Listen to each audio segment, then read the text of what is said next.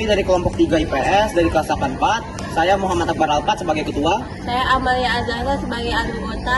Saya Habibah Syarifatul Hamamin sebagai anggota. Saya Rafifah Ashila Abadi sebagai anggota. Saya Zuriati sebagai anggota. Saya Muhammad Farelio Bintang Pertama sebagai anggota. Di sini yang akan mempresentasikan hasil map mapping kami adalah saya dan Habibah. Ada beberapa tokoh bangsa barat yang datang ke Indonesia.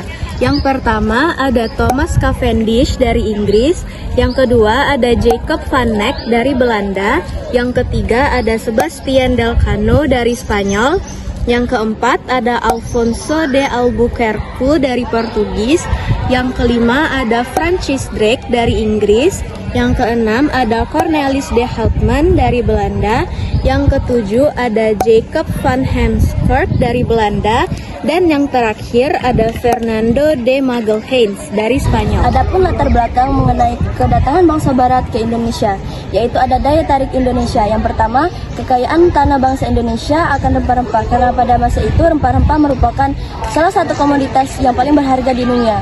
Yang kedua ada sumber daya manusia atau SDM, dan pada masa itu bangsa Indonesia belum terpengaruhi oleh budaya asing. Yang ketiga, negara Indonesia memiliki letak yang strategis sebagai pusat perdagangan karena terletak di antara dua samudera dan dua benua. Selanjutnya ada faktor pendukung mengenai latar belakang kedatangan bangsa barat ke Indonesia. Yang pertama karena kekalahan bangsa barat dalam perang salib yang membuat jatuhnya kota Konstantinopel ke tangan Turki Utsmani. Yang kedua karena kisah penjajahan Marco Polo tahun 1254 sampai 1324, yaitu seorang pedagang asal Venesia, Italia yang datang ke Cina, membuat para bangsa barat yang ingin membuktikan teori bumi bulat yang dicetuskan oleh Galileo Galilei dan Copernicus. Yang ketiga, majunya teknologi dan ilmu pengetahuan, khususnya bidang kapal dan navigasi. Yang keempat, ingin balas dendam atas kekalahan perang salib terhadap orang Islam.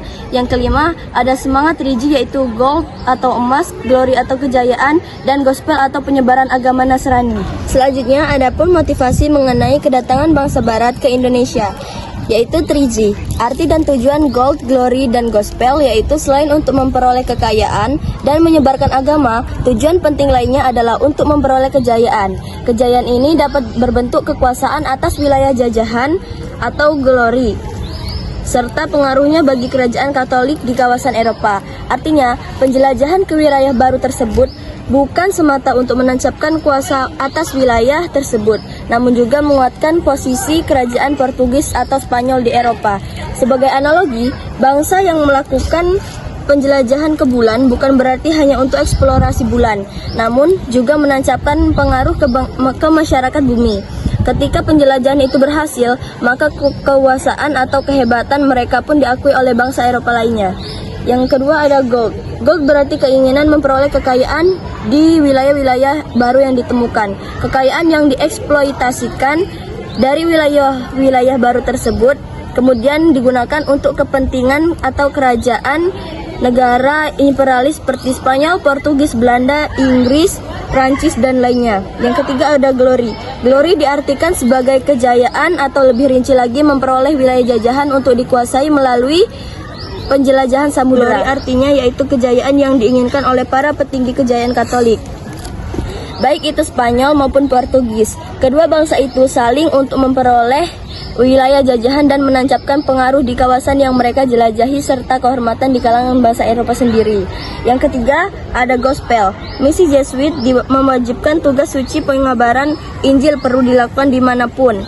Demikian yang ditulis Usman Nomai melalui artikel berjudul Portugis dan Misi Kristeniasi di Ternate dalam jurnal Fikrah volume 2 pada bulan Juni tahun 2014.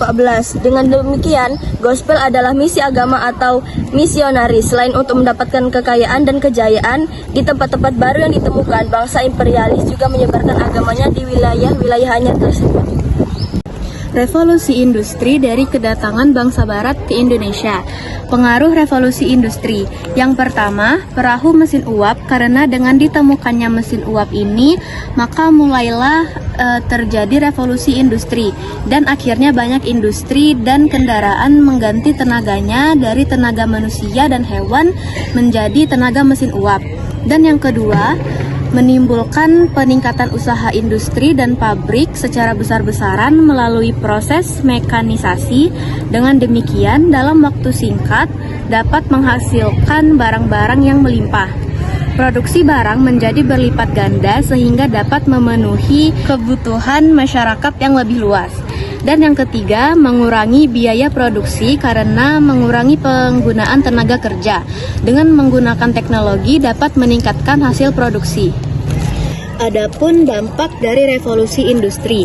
Yang pertama, dampak positif, yaitu proses produksi makin efektif dan efisien. Yang kedua, teknologi dan pengetahuan kian maju. Dan yang ketiga, akses informasi lebih mudah dan cepat karena adanya internet. Dampak negatif, yang pertama, kurangnya tenaga kerja karena digantikan mesin. Yang kedua, jumlah pengangguran bertambah. Dan yang terakhir, keadaan politik menjadi kurang stabil. Dengan belajar melalui mind mapping tersebut, kami sangat senang karena kami jadi mengetahui beberapa materi tentang kedatangan bangsa barat ke Indonesia dan dapat menguasai materi sehingga bisa tampil berani untuk presentasi.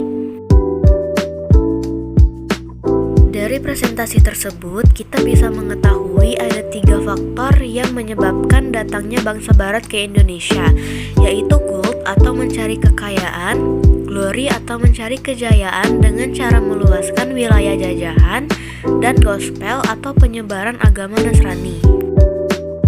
Hal ini juga menjadi bukti bahwa bangsa Indonesia merupakan negara yang kaya akan SDA seperti rempah-rempah, yang menjadi komoditas paling berharga di dunia sehingga membuat bangsa barat tertarik untuk menjajah bangsa Indonesia. Sekian presentasi dari kami, semoga bermanfaat bagi kita semua. Kami akhiri, wassalamualaikum warahmatullahi wabarakatuh.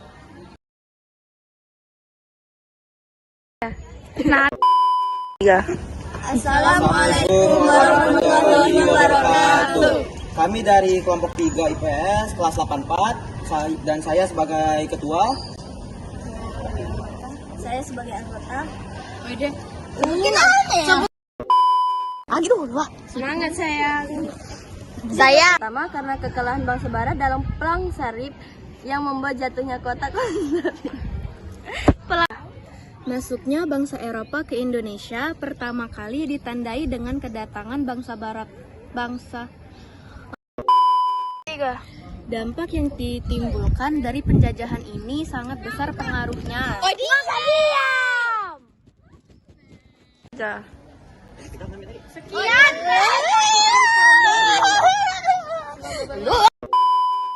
Sekian presentasi dari kami, semoga bermanfaat. Wassalamualaikum warahmatullahi wabarakatuh.